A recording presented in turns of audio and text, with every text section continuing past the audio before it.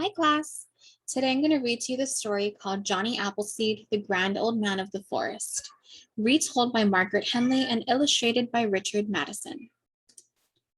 A long time ago, when America was still a very young country, there was a man who everyone knew as Johnny Appleseed.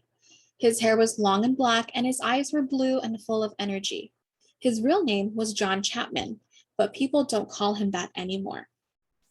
When John was barely 2 years old, his mother died and his father married another woman. John began to live with his grandmother, who had many apple trees in her garden. Little John loved to watch the pretty flowers on the trees slowly change into delicious fruit.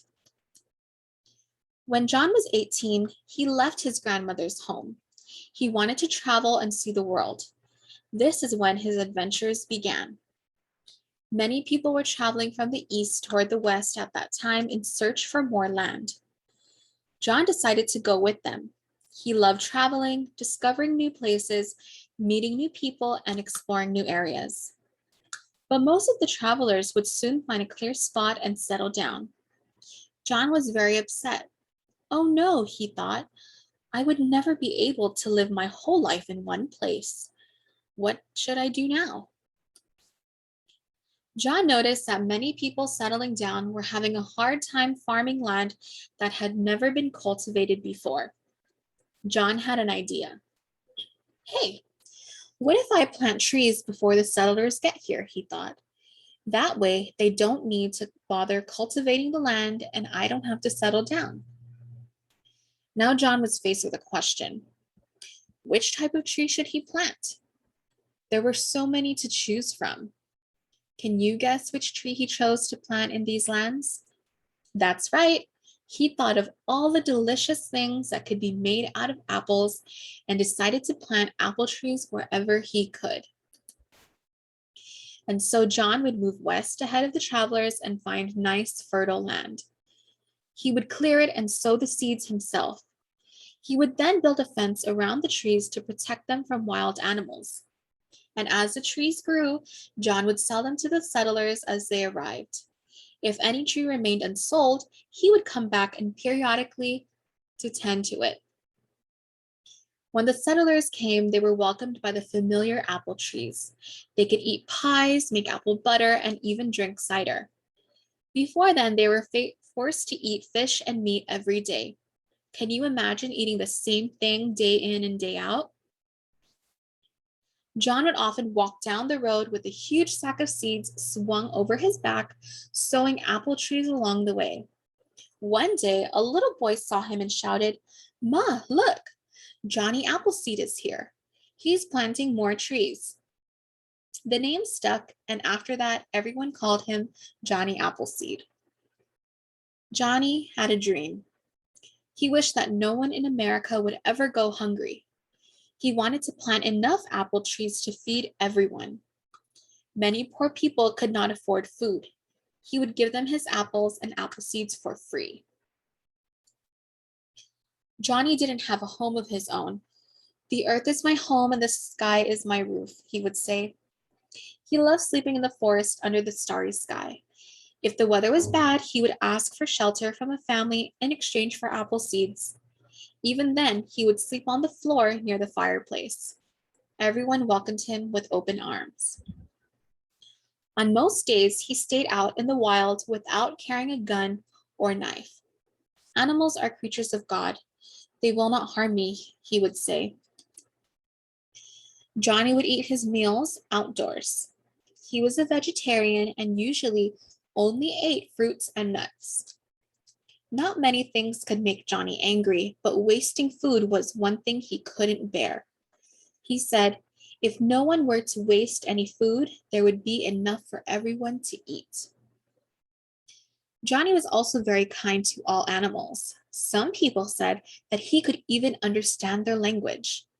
In fact, before lighting a fire, he would check logs for worms, ants, and other insects so that he could shake them off before he burned the wood. In spite of living in the wild for most of his life, not once did he kill an animal. One day, Johnny went to visit his friend Whitney. Whitney greeted him with a gun in his hand. He was all set for a hunting expedition. Johnny, what a pleasant surprise. I was just on my way to go hunting. Why don't you join me? It will be fun, he said. Johnny was very upset. He did not believe that man had the right to end another creature's life. After a long argument, Whitney was forced to agree and put his gun away. People would often say that Johnny Appleseed was quite eccentric because one could see him walking around barefoot, wearing nothing but a large sack as clothes with holes for his arms and leg and head. Instead of a hat, he wore a tin pot on his head, which he also used for cooking. One day, a farmer's wife gave him clothes and shoes. Johnny was about to wear them when he saw a poor old man shivering on the road. Poor man, he thought to himself. He has nowhere to go. He will surely die if I leave him here like this. So Johnny gave his new clothes away to the old man. Johnny loved playing with children. He saw that many children did not know how to read. So in every settlement he visited, he carried with him a book. He would tear the pages and distribute among the children, teaching them how to read. Johnny was very friendly with the Native Americans. They liked him for his kind ways and love of nature. Johnny gave them some of his saplings, and they taught him the healing powers of herbs and other plants. During his travels among the settlers, if he ever came across a sick child or someone in need, he would heal them. In those days, the settlers and Native Americans were at war with each other. Johnny Appleseed, though, was friendly with both sides. Once, he heard that the Native Americans were planning to attack the settlers. He ran bareheaded and barefoot all night for 30 miles to get the settlers' help. Johnny bought things only if he needed them. Once, he bought a herd of ponies to help him carry his load of apple seeds. Suddenly, a tribe of Native Americans captured him and stole his ponies. It's okay, he thought to himself. Things happen for a reason. I'm sure they needed the ponies more than I did. Once Johnny was sitting in the fields and eating when a snake tried to bite him on the foot. Legend says that his skin had become so tough from the cold and wind that the fangs of the snake could not pierce his skin. In fact, living outdoors had made his skin so tough that he was known to amuse children by pressing hot coals or needles to the soles of his feet without feeling a thing. People say that he once survived a cold, snowy night by digging a hole in the snow and using it as shelter. One day, when Johnny was 70 years old, he knocked on the door of an old friend, William Worth. Old friend, I don't feel too well, he said. May I please take shelter here for the night? Of course you may, said William. What can I get you to eat?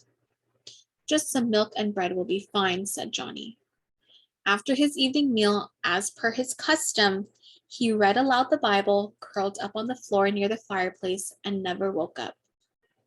The quirky old man with the tin pot on his head was never seen walking down the road again. He was missed by all. Children missed playing with him, and farmers missed his help. For 50 years of his life, Johnny roamed the wilderness planting trees. If we were to count all the trees he planted, they would cover more than 100,000 square miles. Many of these trees remain there even today. So the next time you are eating an apple, think of Johnny Appleseed. It might just have come from one of the trees that old Johnny planted.